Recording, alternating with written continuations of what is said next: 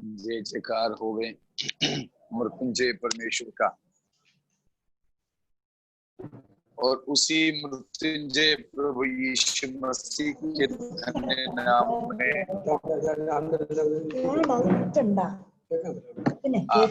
आप सभी जनों को मसीही वंदना पेश करूंगा। हमें आज मिलकर सप्ताह के आखिरी दिन में परमेश्वर के सम्मुख एकत्रित होने का सौभाग्य अवसर खुदा ने अदा किया है। प्रभु के जय जयकार होवे, परमेश्वर की महिमा हो। तो आइए हम परमेश्वर के वचन से मनन करेंगे। कल कुछ ग्रह पाठ दिए थे, शायद आप लोग किए होंगे ना। वापस चलेंगे 9 अध्याय दानियल में, और वहां पर हमने पाया है कि दानियल को परमेश्वर कुछ बातें खुलासा करके दे रहे हैं। यहूदी लोग बाबुलियों के गुलामी में जाके 70 वर्ष होने पर है, 1-2 साल बाकी था 70 वर्ष होने के लिए। उस समय है दानियल यिर्मयाह नबी के पुस्तक को पढ़ने पाया, जिससे उसने जाना कि इस्राएलियों के यानी यहूदियों के बंधुआई बाबुल में 70 साल का रहेगा। उससे वो काफी उत्साहित हुआ, आनंदित हुआ, जबकि दानियल के लिए उसका कोई फर्क नहीं पड़ता, क्योंकि दानियल के लगभग जिंदगी समाप्त होने पर है। बुजुर्गी में पहुंच चुका था दानियल। ये 70 साल लगभग मिस्र देश में बाबुल में ही उन्होंने बिताया। करीब 16-17 साल का रहा।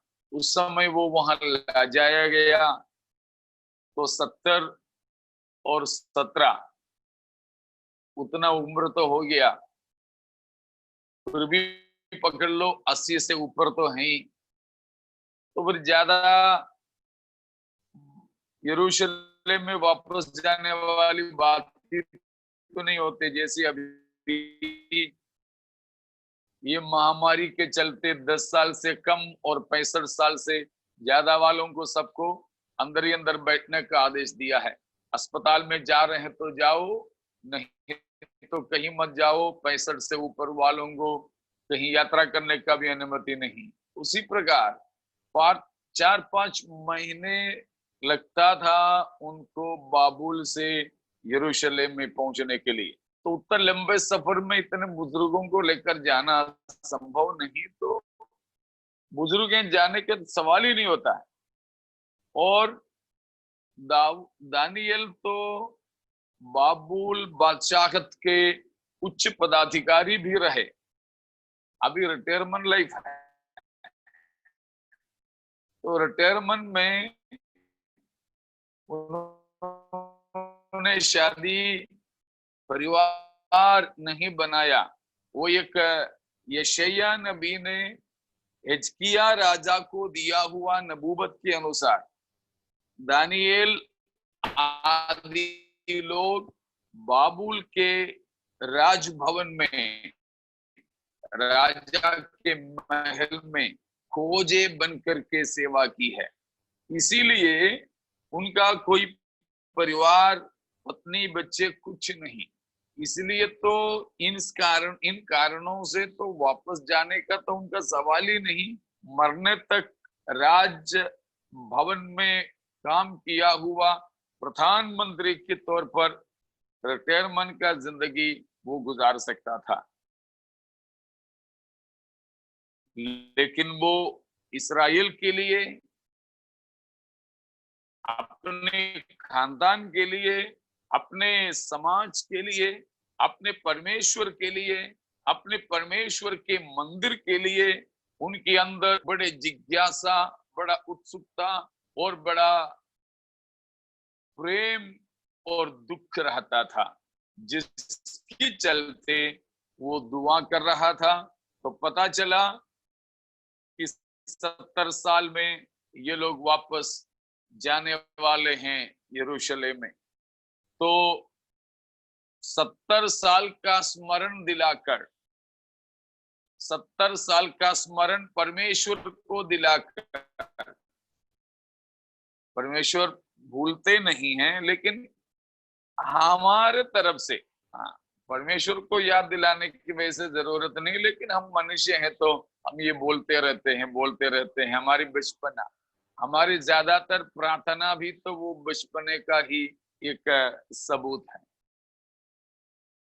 तो वो बचपने में होकर वो परमेश्वर को स्मरण दिला रहा था, प्रभु आपने भविष्यद्वक्ता यिर्मयाह के द्वारा 70 साल के बारे में कहा था। यिर्मयाह के द्वारा आपने कहलवाया, बाकी सब बातें पूरा हुआ। यिर्मयाह ने खास खास बताया था कि तुम बाबुल में ले जाए जाओगे, ये मंदिर तोड़ दिए जाएंगे। ये सब बातें यिर्मयाह ने जो नबूवत किया, तो यिर्मयाह ऐसा नबी था कि प्री एक्सिलिक एज वेल एज एक्सिलिक, कि जो इनकी बंदुआई के बारे में यिर्मयाह नबी ने भविष्यवाणी किया, उन सारे भविष्यवाणियों को अपने ही नजर में पूरा होते हुए उसने देखा।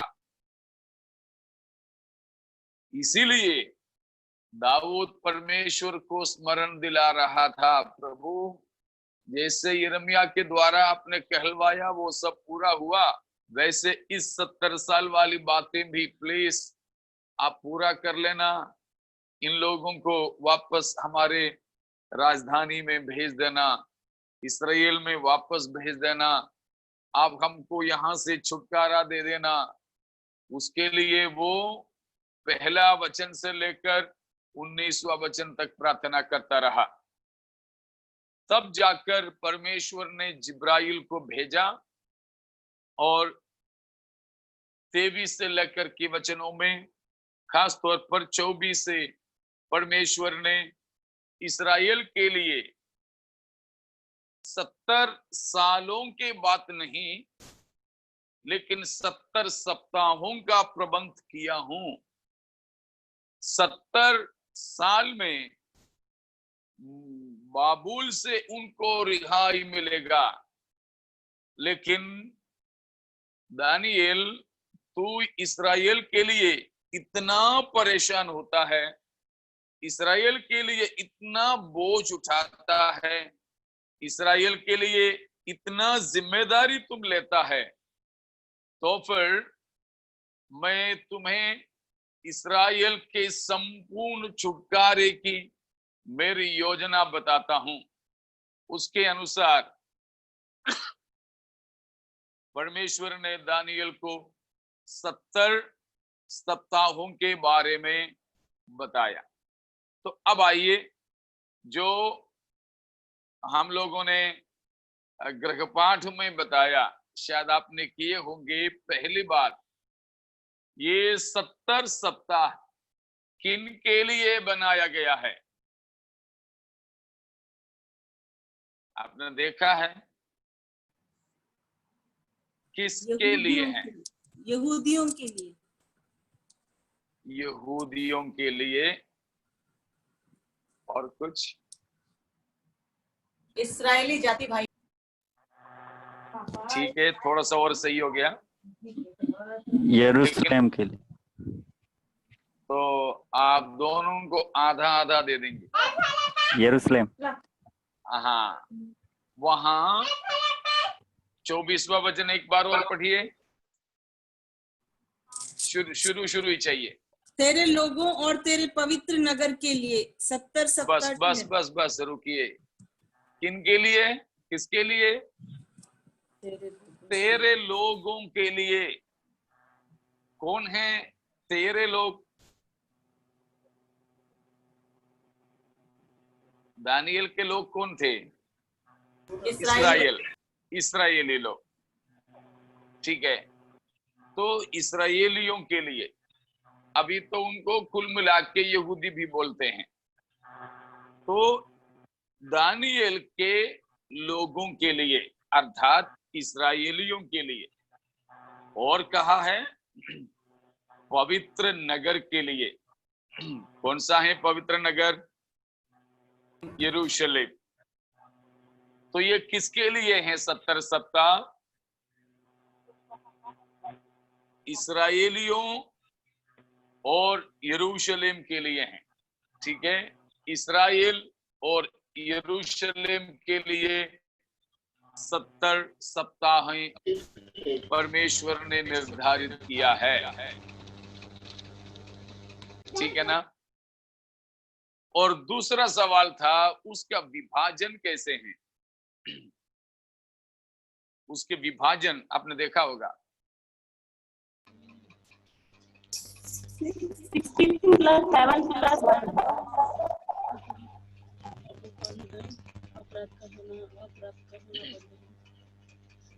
हाँ, उसको पढ़िएगा।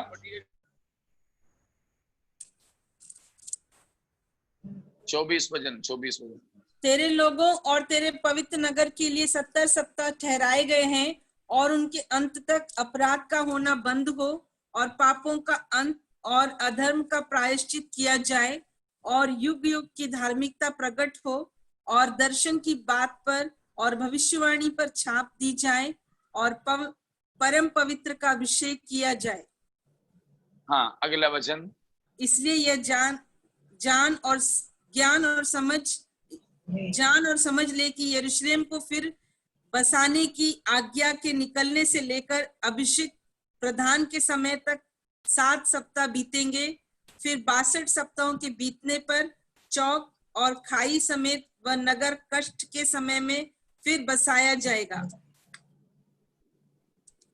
उन 62 सप्ताहों के बीतने पर अभिषिक्त पुरुष काटा जाएगा और उसके हाथ कुछ न लगेगा, और आने वाले प्रधान की प्रजा नगर और पवित्र स्थान को नष्ट तो करेगी, परंतु उस प्रधान का अंत ऐसा होगा जैसा बाढ़ से होता है, तो भी उसके अंत तक लड़ाई होती रहेगी, क्योंकि उसका उजड़ जाना निश्चय ठान लिया गया है।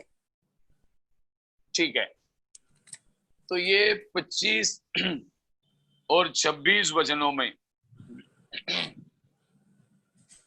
25 और 26 वचनों में बताया है ये 70 सप्ताहों का विभाजन।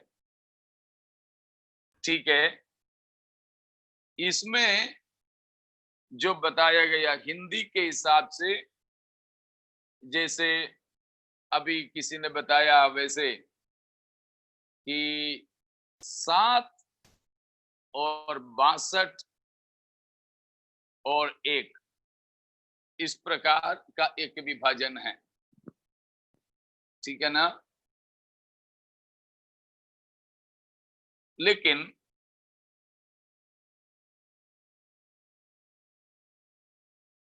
पास्टर जी स्क्रीन शेयरिंग जरा चालू कर दीजिएगा। तो इसमें हिंदी के हिसाब से हम देखते हैं कि 7 सप्ताह, उसके बाद 62 सप्ताह, उसके बाद 1 सप्ताह। मलयालम में भी उसी प्रकार है, लेकिन मूल भाषा और अंग्रेजी में भी देखिए उस प्रकार नहीं है। लिखा है 25वां वचन में कि know therefore and understand that from the going forth of the commandment to restore and to build Jerusalem unto the Messiah the Prince shall be 7 weeks and 62। उसको हमारे भाषाओं में बिल्कुल अलग अलग करके लिख दिया। यहां देखा 7 weeks and 62 weeks, मतलब 7 और 62 सप्ताह एक साथ में हैं। स्क्रीन शेयरिंग चालू कीजिएगा।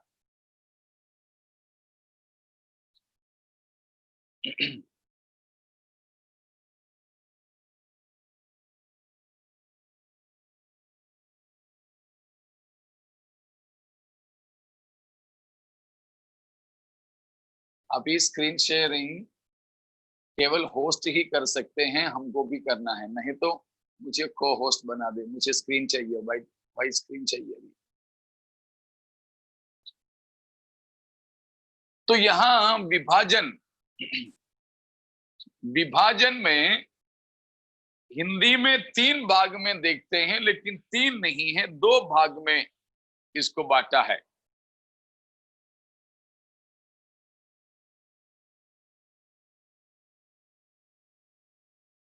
तीन भाग में इसको बांटा है।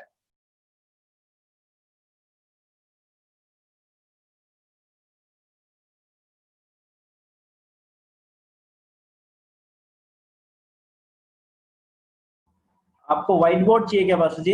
हाँ जी, हाँ जी, ओके, तो मैं आपको होस्ट बना रहा हूँ। ठीक है। ओके, अभी आप होस्ट हो।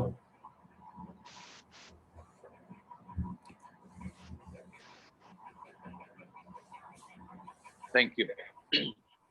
तो इसमें देखिए, हम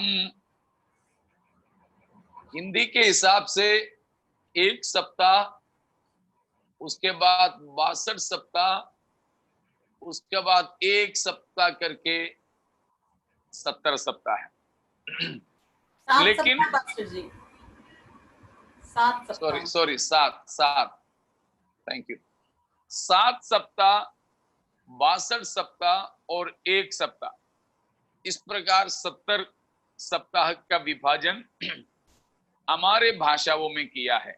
लेकिन ये ट्रांसलेशन गलत है। अंग्रेजी में आपने देखा है एक साथ में है 7 और 62, उसके बाद 1, ये है सही, 7 और 62। तो ये बाइबल का एक तरीका है समयों का, नहीं तो गिनती के बात करने का।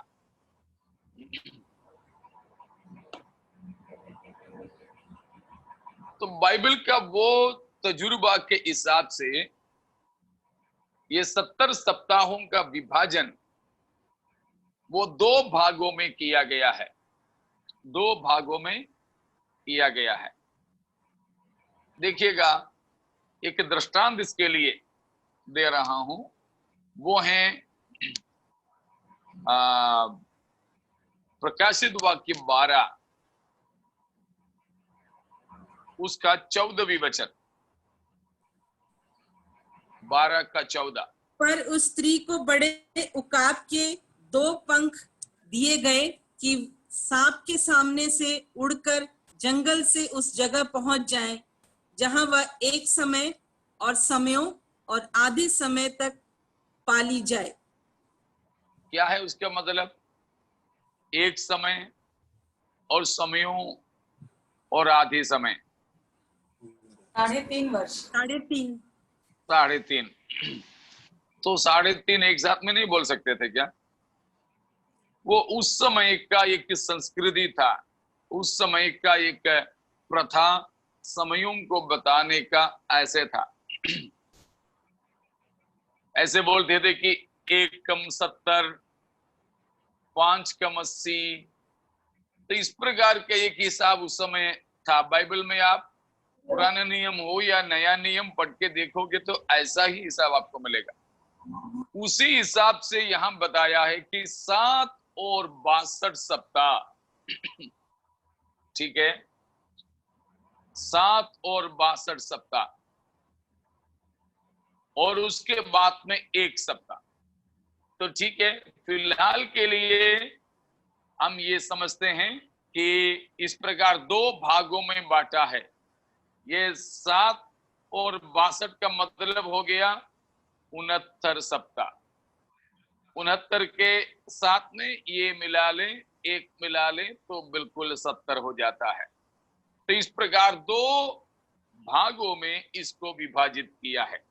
ठीक है, 2 भागों में इसको विभाजित किया।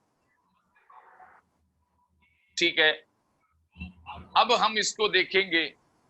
और एक और चीज था, वो था, आपको याद होंगे कि ये हाँ किस मकसद के लिए थे। कितने मकसदों के लिए हैं? 6 मकसदों के लिए। 6 मकसदों के लिए। उसमें हम वापस आएंगे, इसके बाद में हम आएंगे। इसको हम एक साथ यही निपटा लेते हैं। ठीक है, तो इसमें हमने देखा कि इस प्रकार 69 सप्ताह की बात हुआ है। अभी हम देखेंगे तो इसका विभाजन इस प्रकार 2 भागों में हुआ है। 2 भागों में हुआ है।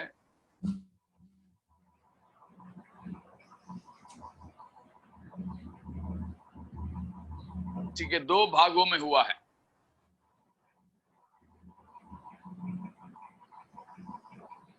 अब देखते हैं कि कैसे 2 भागों में। अगर ऐसे हैं तो ये 69 का, ये जो 69 वाला बात 69 सप्ताह कब से कब तक है? कब से कब तक? नबूकदनेस्सर ने जब इस्राएलियों को बंधुआई करके ले गया था, तब से लेकर के प्रभु यीशु मसीह के क्रूस पे चढ़ाने से पहले तक का समय? नहीं,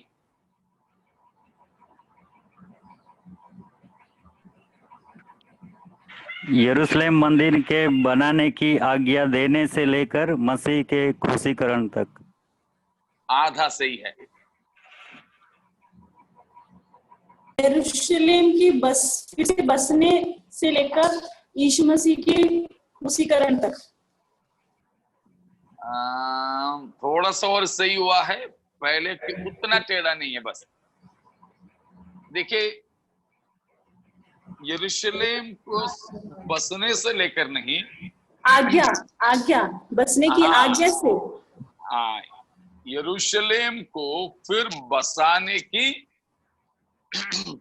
आज्ञा के निकलने से लेकर, वो हम हाँ, तो 25वां वचन में बताया है। एक बार और 25वां वचन को पढ़िए। इसलिए ये जान और समझ ले कि यरूशलेम को फिर बसाने की आज्ञा के निकलने से लेकर अभिषेक रुकिएगा। यरूशलेम को या यरूशलेम के नगर को फिर बसाने की आज्ञा निकलने से लेकर, ठीक है ना?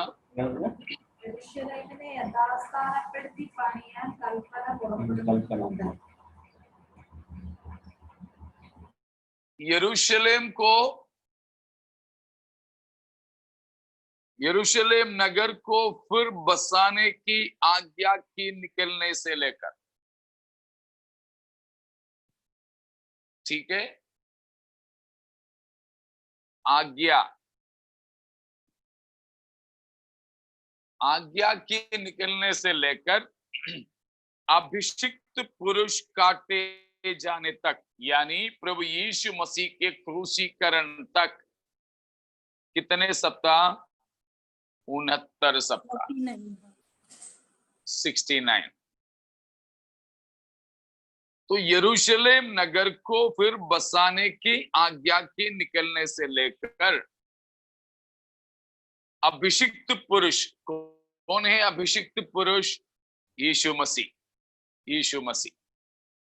तो यीशु मसीह के वध होने तक, यीशु मसीह के क्रूसीकरण तक 69 सप्ताह हैं। 69 सप्ताह हैं। फिर एक सप्ताह बाद में आता है, उसको हम बाद में देखेंगे। तो इसीलिए अभी हम इसको देखने की कोशिश करेंगे, समझने की कोशिश करेंगे कि ये 70 सप्ताहों का गिनती क्या है, कैसे हैं, हम इसको कैसे समझ सके। तो हमने अभी तक देख चुका है अन्य जातियों के लिए, यानी यूनानियों के लिए एक दिन का मतलब एक दिन मतलब 24 घंटे वाला है। लेकिन हमने देखा यहूदियों के लिए एक दिन का मतलब एक साल है, और परमेश्वर के लिए, प्रभु के लिए एक दिन का मतलब 1000 साल है। तो यहां पर कौन सा गिनती लागू होगा? यहूदियों वाला। यूनानियों, हाँ, यहूदियों वाला चालू होगा यहां पर। इसीलिए हम अभी देखेंगे, अगर यहूदियों के हिसाब से हैं तो ये जो 70 सप्ताह का मतलब कितने साल हो गए, हो जाएगा? 490। 490, ठीक है।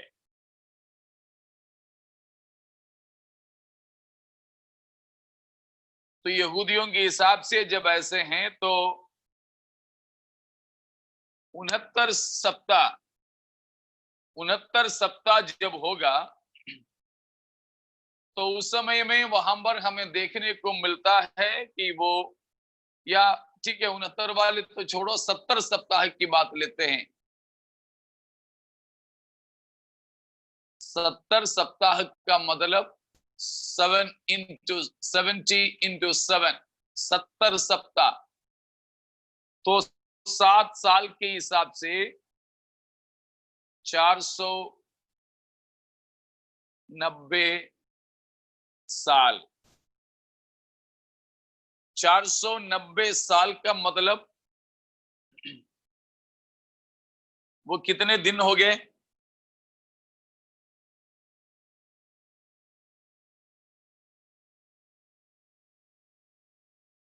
चार सौ 90 इंटू 365.25, ठीक है ना?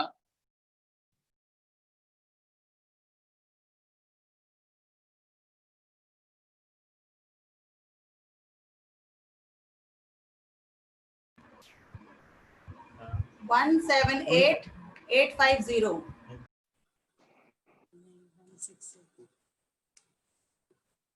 कितना हुआ?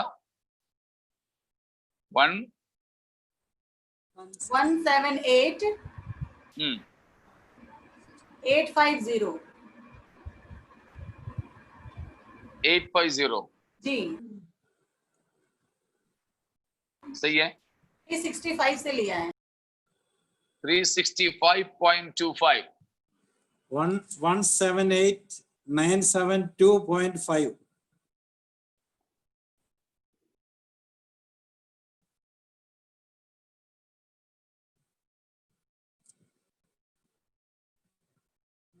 One 178,972.5.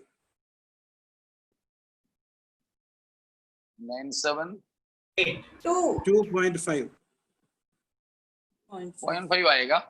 हाँ 365.25 से हाँ, इंटू 490 को गुना किया।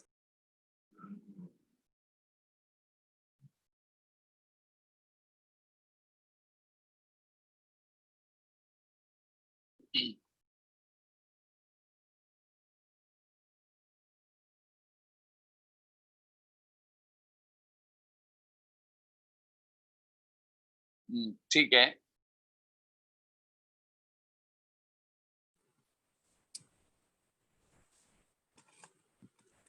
तो उसमें 490 साल तो हमने देखा। उसको वहीं अपन रखें, तो इसका विभाजन को अपन लेते हैं।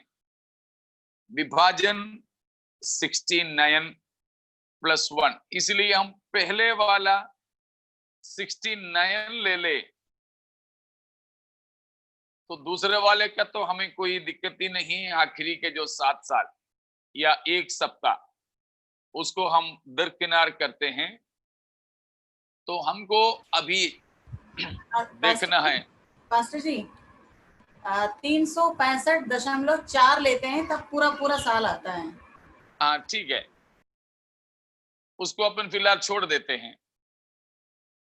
हम अभी हमको पहला वाला हिस्सा, पहला वाला विभाजन को लेते हैं।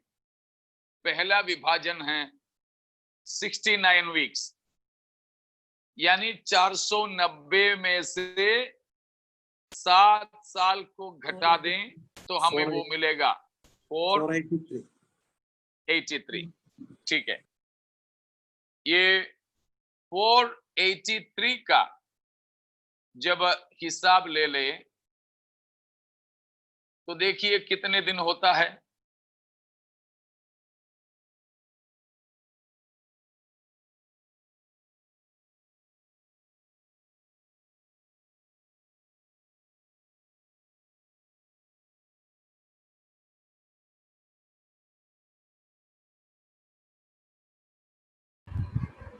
वन 176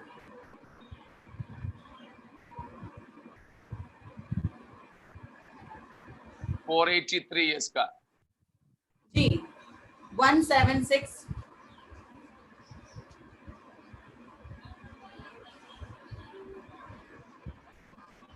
295 176,507 है ना सिस्टर? मैंने 365 से किया मैंने।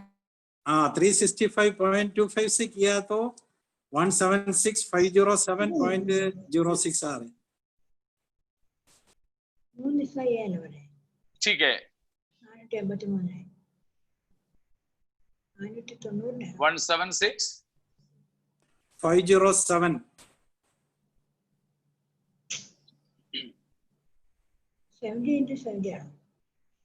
483 को है ना। ठीक है, उसको वहां रहने दीजिए। 161 अब हमको ये हिसाब देखना है कि ये हमने 70 सप्ताह का 490 और 69 सप्ताह का 483 जो साल लिए हैं वो हमारे साल है कि यहूदियों के साल है?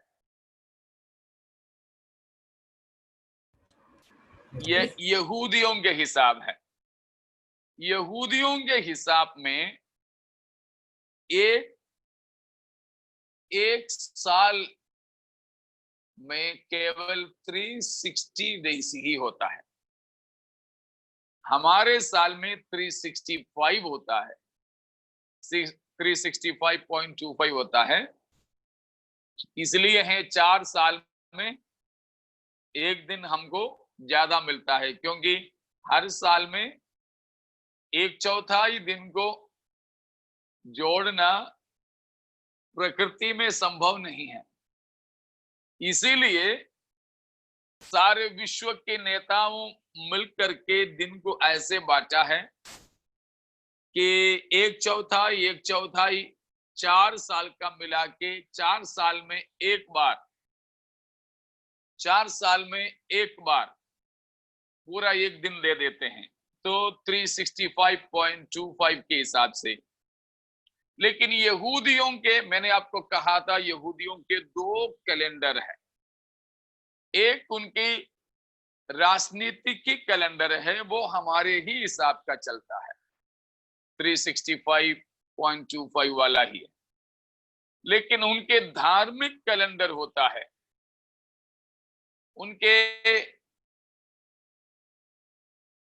उनके जो धार्मिक कैलेंडर है, रिलीजियस कैलेंडर, उसको सेक्रेड कैलेंडर बोलते हैं। उनमें एक महीने में 30 दिन ही है। जैसे हमारे 4 साल में एक दिन को बढ़ा के देता, उसी प्रकार उनका भी वो एडजस्टमेंट का दूसरा हिसाब है, लेकिन हम उस पर नहीं जाएंगे अभी। तो उनका 360 दिन एक साल के हिसाब से आप देखोगे तो ये 69 173880.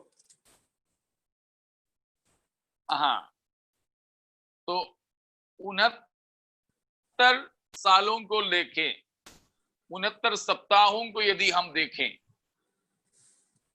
तो कितना मिलता है?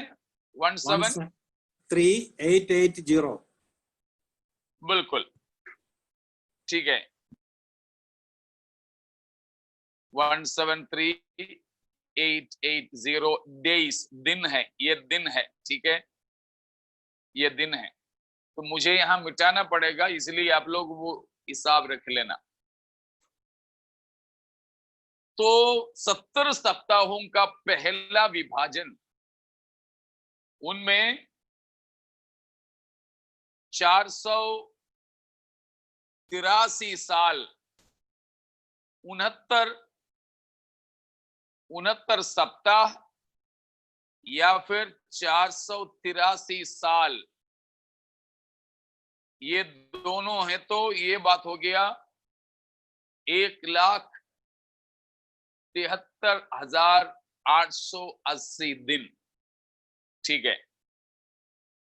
अब हम ये देखेंगे इतने सप्ताह नहीं तो इतने साल या इतने दिन कब से शुरू होते हैं।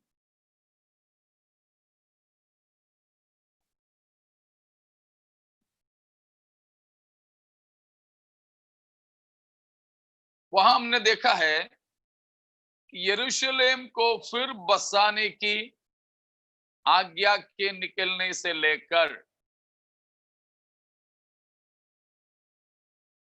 तो यहां पर सवाल आता है यरूशलेम को फिर बसाने की बात क्या होता है, किसने? उसको देखने के लिए हमको चाहिए कि यरूशलेम को किसने बसाया। यरूशलेम को बसाने का मतलब क्या है? यरूशलेम को फिर बसाने क्या मतलब, शायद हमारे बीच में थे, हम लोगों ने इससे पहले एक दिन पढ़े थे राजाओं की किताब में से दूसरा राजाएं,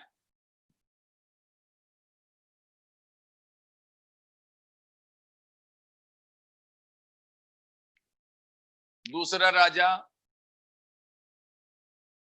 आखिरी अध्याय, दूसरा राजा आखिरी अध्याय,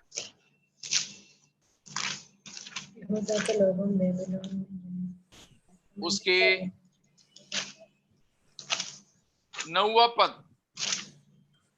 उसने यहोवा के भवन और राजभवन और यरूशलेम के सब घरों को अर्थात हर एक बड़े घर को आग लगाकर फूंक दिया। अगला पद भी, 10वां पद भी। यरूशलेम के चारों ओर की शहरपन्ना को कसदियों की पूरी सेना ने, जो अंगरक्षकों के प्रधान के संग थी, ढा दिया। तो यहाँ क्या देखा? यरूशलेम मंदिर को भी, वहां की बड़े बड़े इमारतों को भी, सबको बाबुलियों ने आग लगा के फूंक दिया और यरूशलेम की शहर पनाहों को उन लोगों ने ढा दिया। 70 सप्ताहों के बाद इन सब का पुनः निर्माण होने लगा। तो यरूशलेम की पुनर्निर्माण में विशेष 3 बातें हैं। पहला, मंदिर, दूसरा आराधना, और तीसरा शहर या नगर। यरूशलेम मंदिर का पुनर्स्थापना किसने किया था?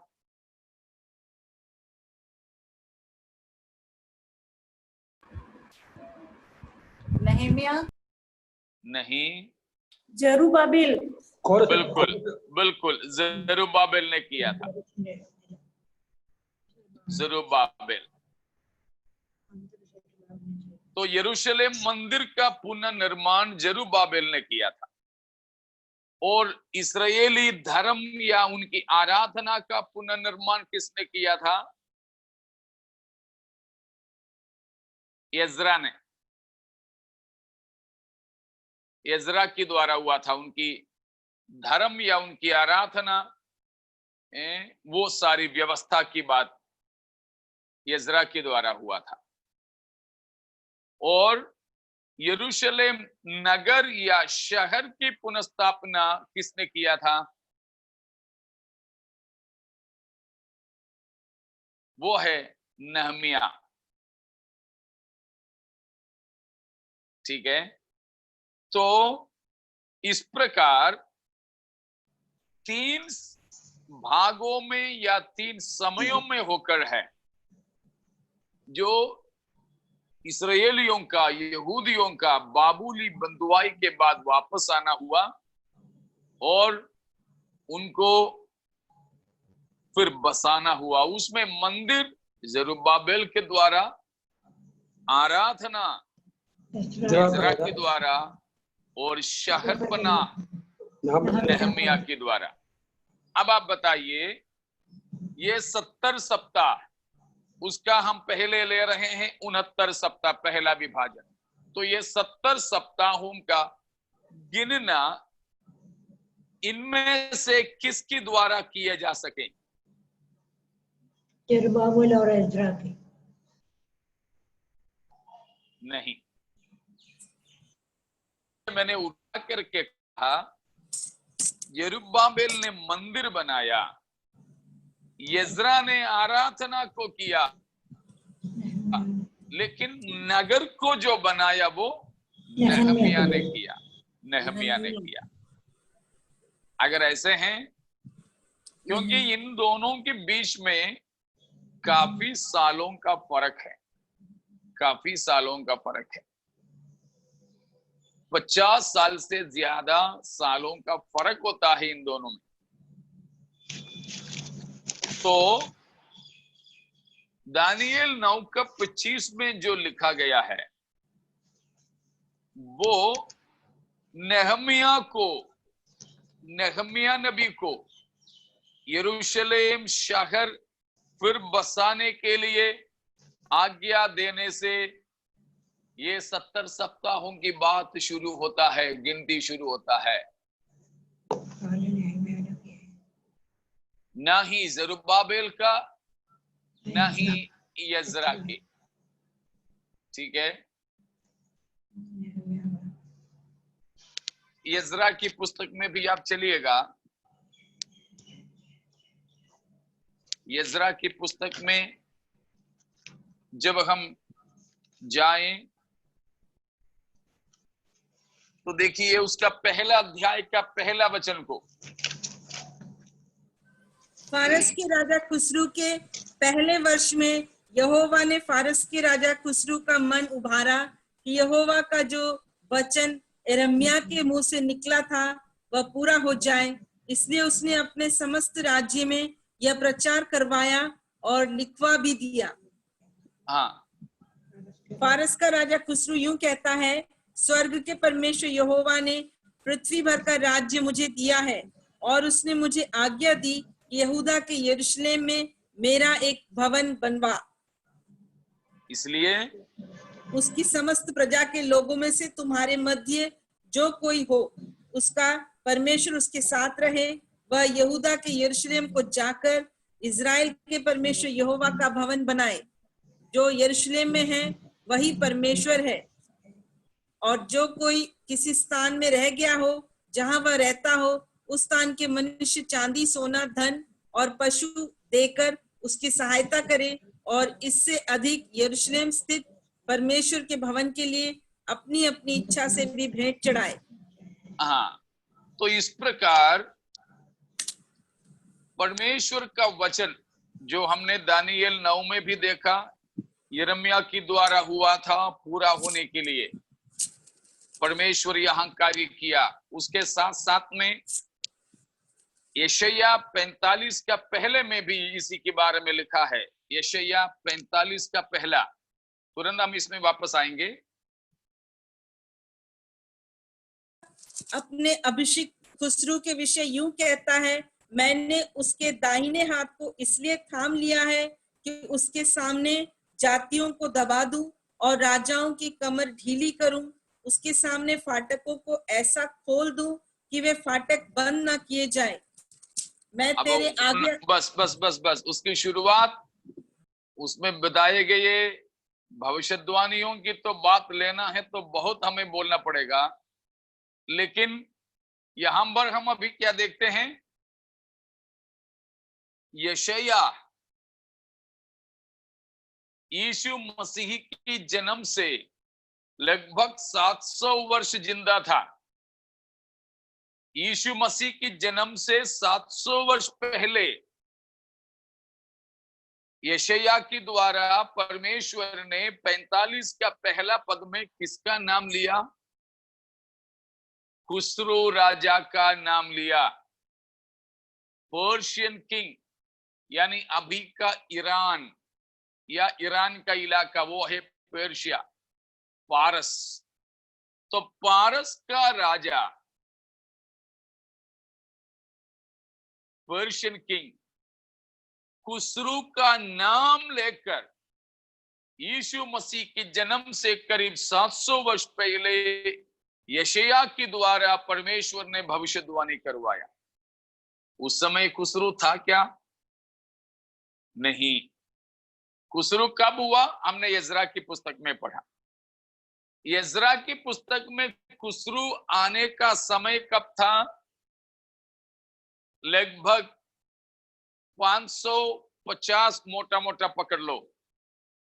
ये जो यजरा में जो बताया है इस्राएलियों को छुटकारा दे रहे हैं, वो करीब करीब 538 536 वाली बात है। तो 700 से आगे था। यशायाह ने इसके बारे में बोला, लेकिन वो राजा पैदा ही हुआ कब? 100 साल के बाद में। यहां पर मैं आपको एक बात और बताना चाहूंगा कि हमारे परमेश्वर सर्वज्ञानी परमेश्वर हैं, सर्वशक्तिमान परमेश्वर हैं। यहां खुसरू नाम का एक गैर यहूदी राजा का नाम लेकर वो कहां से आने वाला है, उसका तजुर्बा क्या होगा, वो क्या करेगा, उसके सामने कैसे राज खुला मिलेगा, वो यहोवा की भवन के लिए, यहोवा के लोग इस्राएलियों के छुटकारा के लिए क्या काम करेगा, ये सब बातें 100 साल उसकी पैदाइश की 100 से अधिक साल पहले ही ठीक ठीक नाम लेकर के नबूवत किया। तो प्यारों, परमेश्वर का वचन सच्चा है, परमेश्वर सच्चा है। केवल हमारे परमेश्वर अच्छा ही नहीं, परंतु हमारे परमेश्वर सच्चा भी है। Praise the Lord. इसीलिए मैं फिर से आपको बताना चाहूंगा कि पवित्र शास्त्र बाइबल को हम बिल्कुल हमारी छाती से लेकर के पकड़ें, क्योंकि खुदा का वचन सत्य है, खुदा का कलाम सत्य है। परमेश्वर की वचन की सच्चाई पर हम अटल रहने पाए। Praise the lord. आकाश पृथ्वी भी टल जाए, लेकिन इस वचन का कोई मात्रा बिंदु भी नहीं चलेगा। Praise the Lord. तो परमेश्वर का वचन उतना सच निकला, तो यशायाह के द्वारा भविष्यवाणी हुआ वही खुसरो अभी यजरा के पुस्तक में हम देखते हैं कि वो बाबुलियों को हराकर बाबुलियों से उसने पूरे बादशाहत को छीन लिया। ठीक उसी रात, कौन सी रात? दानियल 5 अध्याय में पढ़ना नहीं, 5 अध्याय में दीवाल पे अभी अपन देख रहे थे व्हाइट बोर्ड में, ये व्हाइट स्क्रीन में कुछ लिखता जा रहा था, हमारे स्क्रीन में देख रहे थे। उसी प्रकार बाबुल का सबसे आखिरी राजा बेलशस्सर दारू पी के मस्त बैठे थे, तब देखा कि दीवाल पे कुछ लिख रहा है, मैंने तेकेल उफरसीन। ये सब बातें दानियल 5 अध्याय की बात है। अभी भी पढ़ के कोई मत पढ़ना, नहीं तो वो भी नहीं ये भी नहीं। हाँ, वो पढ़ने के लिए इसके बाद में 12:15 के बाद में आपको समय दिया जाएगा तब, ठीक है। अब ध्यान दीजिए, उस समय हमने यशायाह 45 में क्या पढ़ा? खुसरू तेरे सामने फाटकें खुला मिलेगा। ठीक ठीक वैसे ही दानियल 5 में बेलशस्सर राजा और उसके सारी साथियां दाक मधु पीकर बड़े मस्त में थे। सारे शहर पनाहों के दरवाजा खोल दिया, उसको दारू के नशे में रहकर राजा भी भूल गए, सेना भी भूल गए, चौकीदार भी भूल गए अपनी मस्ती में। बिल्कुल खुसरू जब सेना को लेकर के बाबुलियों के खिलाफ में आया, देखा कि बिल्कुल शहर की फाटकें खुला खुला है। जैसे यशायाह 45 में शुरू में खुसरू के लिए नबूवत हुआ, ठीक वैसे ही बिना किसी विरोध का भी खुसरू की सेना, पारस की सेना बाबुल में प्रवेश कर ली, अपने तलवार से उन सबको मार डाला। जैसे उस दीवार पर उंगली लिख दिया, उसी रात में उस उंगली के लेख के अनुसार नबूकदनेस्सर की वंश में आया, खानदान में आया बेलशस्सर, घात किया गया। और उस रात से पारस के राजा खुसरू और वे लोग पारसियों ने उस बादशाहत को अपना लिया। उसके 1-2 साल के अंदर ही अंदर इज़रा के पुस्तक में हमने पढ़ा हुआ घोषणा हुआ, इस्राएल का परमेश्वर मुझे यहां तक लाया है, खुसरू ने कहा। और इसीलिए उसके लोग होकर कोई भी हो, उसकी मंदिर बनाने के लिए क्या करो, तुम लोग चले जाओ, आदेश दिया। तो वहां पर रखे गए सारे सामान भी देख करके उन्हें वापस भेजा। वापस भेजते समय हम पढ़ते हैं कि आगे की अध्यायों में दूसरा अध्याय का कौन सा? इज़रा दूसरा अध्याय का पहला पद को देखिए। जिनको बेबीलोन का राजा नबूकदनेस्सर बेबीलोन को बंदी बनाकर ले गया था, उनमें से प्रांत के जो लोग बंधुआई से छूटकर यरूशलेम और यहूदा को अपने अपने नगर में लौटे, वे ये हैं। ये जरुब्बाबेल, यीशु, नहम्या, सराया, रेलैया, मोर्दकई, बिलशान, मिस्पार, बिगवई, रहूम और बाना के साथ। तो जरुब्बाबेल के साथ में जो इस आदेश के अनुसार चले आए थे, ठीक है। 3 का 8वां पद, 3 का 8। उनके परमेश्वर के भवन में जो यरूशलेम में है, आने के दूसरे वर्ष के दूसरे महीने में शालतिएल के पुत्र जरुब्बाबेल ने और योसादाक के पुत्र यीशु ने और उनके अन्य भाइयों ने, जो याजक और लेवी थे और जितने बंधुआई से यरूशलेम में आए थे, उन्होंने भी काम को आरंभ किया और 20 वर्ष तक अथवा उससे अधिक अवस्था के लेवियों को यहोवा के भवन का काम चलाने के लिए नियुक्त किया। जरुब्बाबेल के नेतृत्व में पहला झुंड वापस आया। 3 का 11वां पद में यरूशलेम मंदिर जो तोड़ दिए गए थे उसको पुनर्निर्माण के लिए नींव डाला गया। तो उस प्रकार जरुब्बाबेल के नेतृत्व में पहला झुंड वापस आ गए। पहला झुंड वापस आ गए। ये करीब 537 से, कुछ लोग 36 बोलते, कोई इतिहासकार 1-2 साल आगे पीछे बताते हैं, तो हम 536 का हिसाब लेंगे। 536 से लेकर जरुब्बाबेल, ये सब ईसा पूर्व है, ठीक है, ईसा पूर्व, यीशु मसीह के जन्म से पहले। तो 536 से लेकर, कुछ लोग 38 मानते हैं, जो भी हैं, तो जरुब्बाबेल के नेतृत्व में एक पहला झुंड वापस आ गया। तो उसके बाद दूसरे बार इन्हीं में से कुछ लोगों को वापस भेजा। वो हो गया था 457 में, 457 में यजरा के नेतृत्व में लोग वापस आ गए थे। वो हम 8वां अध्याय में देखते हैं। 8वां अध्याय में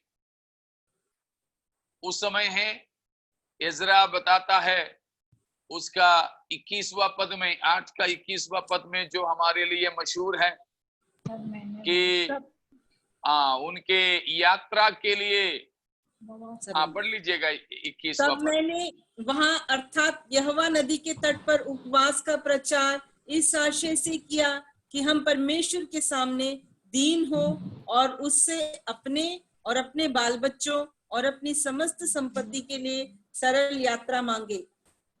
सरल यात्रा मांगने के लिए वे लोग परमेश्वर की उपस्थिति में एकत्रित हुए।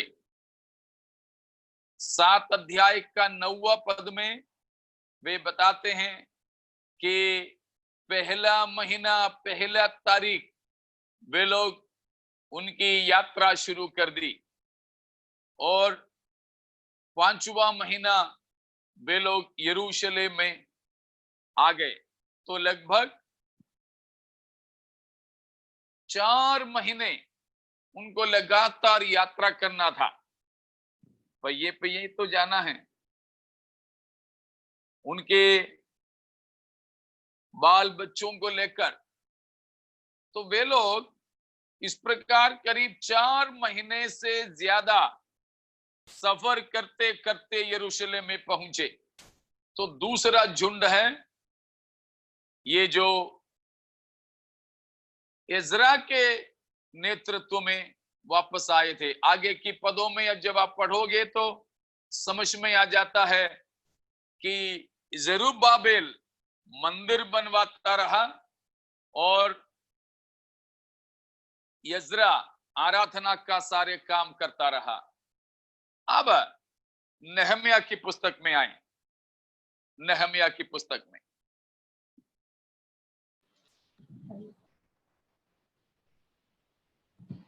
उसका पहला अध्याय का 1 और 2 को पढ़िएगा। हलक्याह के पुत्र नहम्याह के वचन 20वें वर्ष के किस्लेव नामक महीने में, जब मैं शूशन नामक राजगढ़ में रहता था, तब हनानी नामक मेरा एक भाई और यहूदा से आए हुए कई एक पुरुष आए। तब मैंने उनसे उन बचे हुए यहूदियों के विषय जो बंधुआई से छूट गए थे और यरूशलेम के विषय में पूछा। उन्होंने मुझसे कहा, जो बचे हुए लोग बंधुआई से छूटकर उस प्रांत में रहते हैं, वे बड़ी दुर्दशा में पड़े हैं और उनकी निंदा होती है, क्योंकि यरूशलेम की शहरपनाह टूटी हुई और उसके फाटक जले हुए हैं।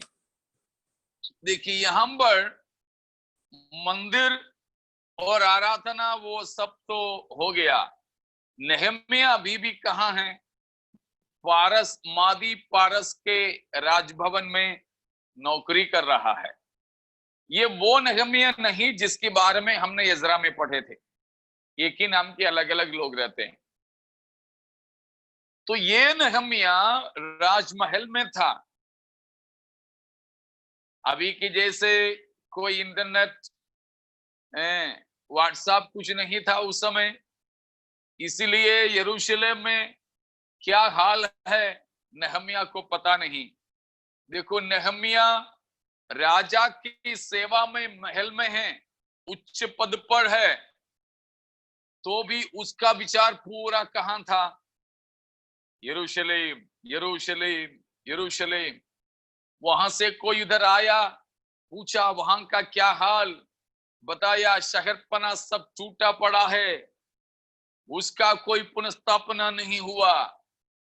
तो नहमिया रोने लगा, नहमिया दुखित हुआ, वो उपवास में बैठा। राजा को पता चला, पूछा, उसने राजा को बताया बात ऐसे है।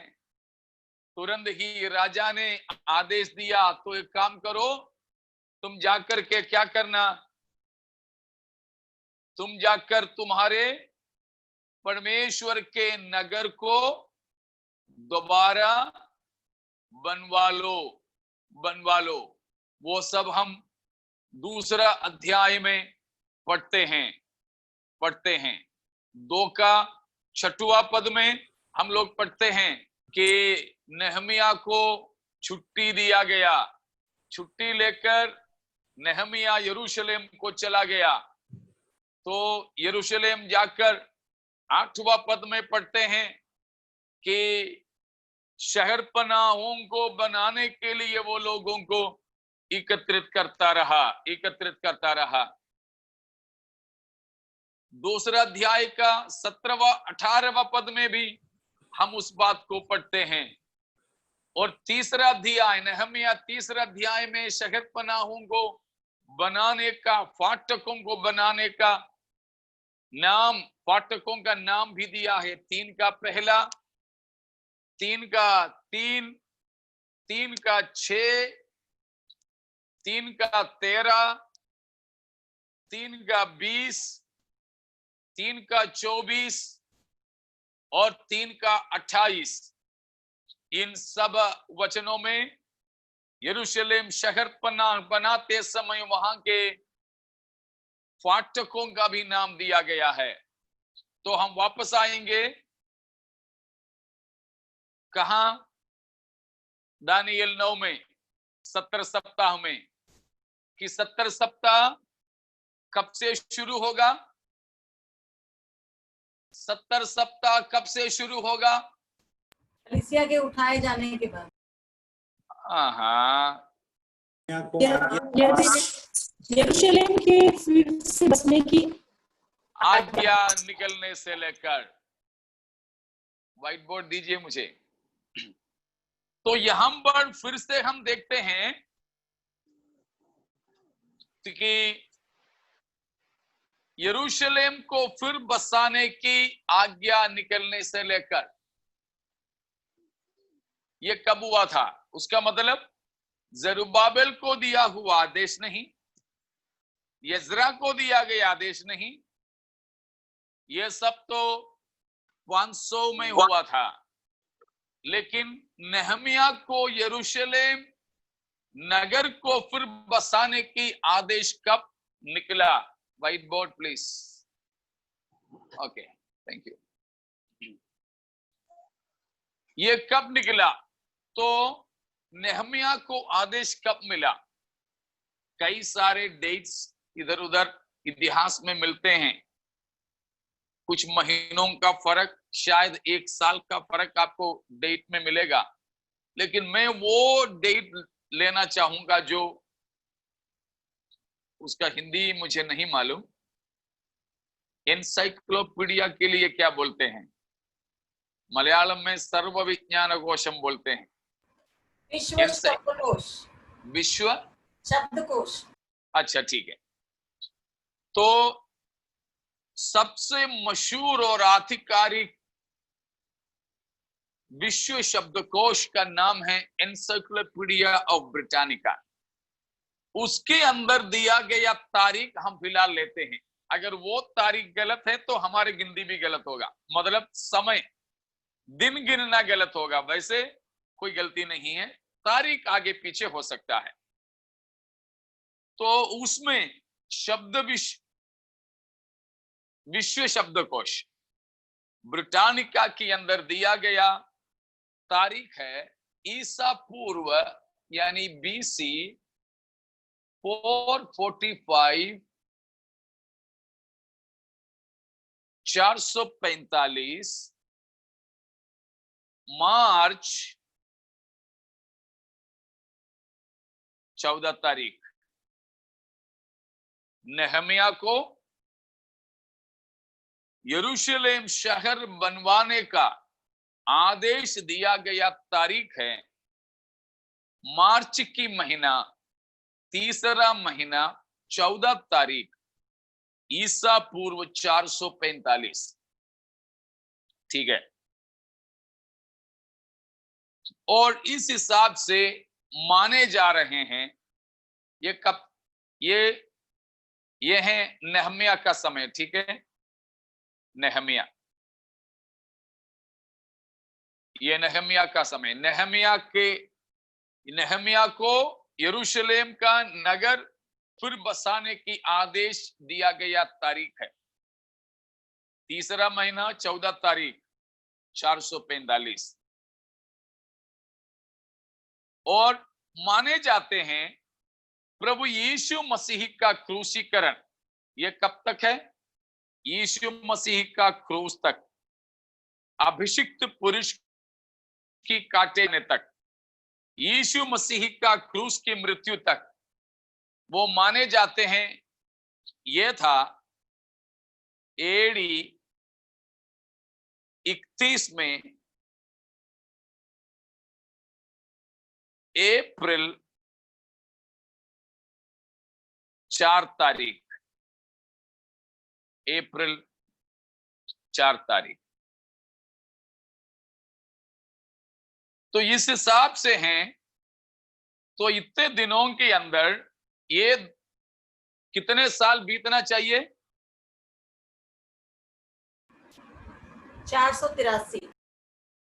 483। लेकिन अभी जल्दी देखिए, इतने में हमारे हिसाब से कितना दिन होता है? मतलब इतना करना है 476 445 प्लस 31 476। हमको चाहिए 483 इयर्स, लेकिन इधर तो हमको कितना ही मिल रहे हैं? 476 ही मिल रहे हैं। तो गिनती गलत तो नहीं हुआ? नहीं, गिनती गलत नहीं हुआ। इसलिए हमने दिनों का गिनती लिए थे। ठीक है ना? 483 साल यहूदियों के धार्मिक कैलेंडर के हिसाब से 360 दिनों के हिसाब से हमने देखा कितने दिन मिला था? 173,880 दिन। अब देखिए हमको यहां पर कितने साल ही मिला? 476। ये 476 यहूदियों के साल है कि हमारे साल है? हमारा साल है। हमारे साल है। अगर हमारे साल है तो ये 476 को 365.25 से दिन में बदलना पड़ेगा। 476 इंटू 365.25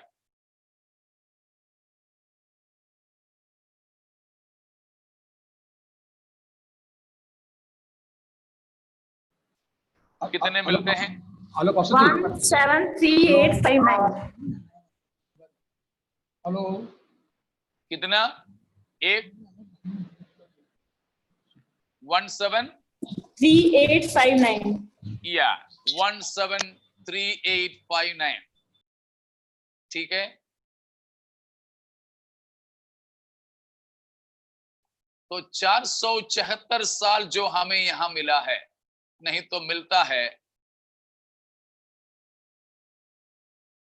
474 साल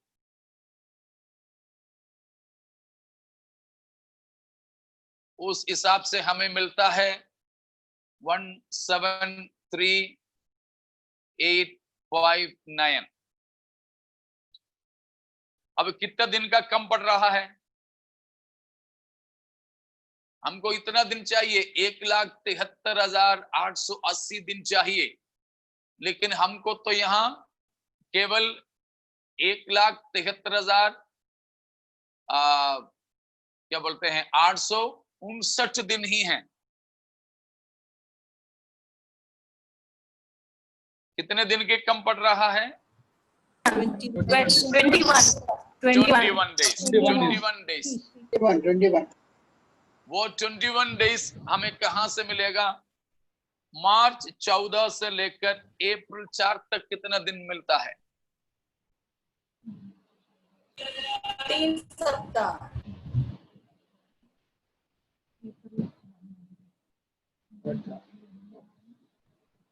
वहां मिला 21 दिन। यस, वो 21 दिन जो मार्च 14 से अप्रैल 4 तक है, वो अगर यहां जोड़ें तो ठीक वही दिन हमें मिलेगा। तो बिल्कुल इसीलिए हम इसको देखते हैं कि नेहमिया यरूशलेम को फिर बसाने के आदेश पाने से लेकर हमारे प्रभु यीशु मसीह की क्रूस पर चढ़ाए जाने तक 69 सप्ताह, 69 सप्ताह का मतलब 483 साल। और यहूदियों के धार्मिक कैलेंडर के हिसाब से 1,73,880 दिन। उसको हमने एनसाइक्लोपीडिया ऑफ ब्रिटानिका के हिसाब से, उसमें शायद आपको ये नहीं मिलेगा कि नेहमिया को यरूशलेम में नगर बनाने का, शहरपना बनाने का आदेश मिला करके, लेकिन एनसाइक्लोपीडिया तारीख ये देता है कि नेहमिया का पहला अध्याय पहला वचन एक और बार पढ़िएगा।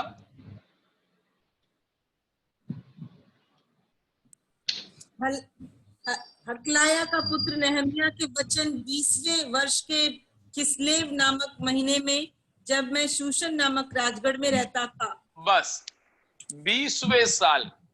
किसके 20वें साल है? 2 का पहला। किसका 20वां साल? तब हनानी नामक 2 का पहला राजा के 20वें वर्ष के। बस एक का एक में बताया 20वां वर्ष का मतलब है अर्थशस्ता राजा का शासन का 20वां साल।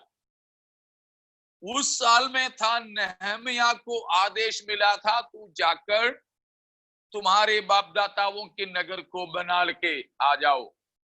वो 20वां साल, ये अर्थशस्ता राजा का 20वां साल के बारे में विश्व शब्दकोश ब्रिटानिका जो तारीख देता है, वो तारीख है ये जो 445